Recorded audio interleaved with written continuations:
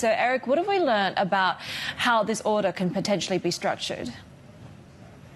Hi, Dee. Well, what we're hearing from our sources is that this order is going to be narrow in scope. That's something that Secretary of Treasury Janet Yellen highlighted last month, and also that it's going to apply only to companies that get a certain percentage of their revenue from some of these sensitive capabilities, such as quantum computing, the most advanced semiconductors, artificial intelligence.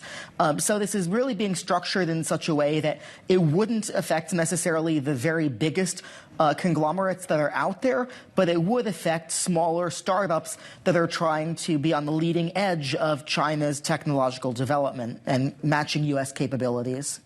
Eric, what does this mean then for U.S.-China relations? Well, this is, from what we've seen in recent weeks, this has been scaled back a bit from what some people in the private sector originally thought we might see in terms of an outbound investment screening or prohibition regime.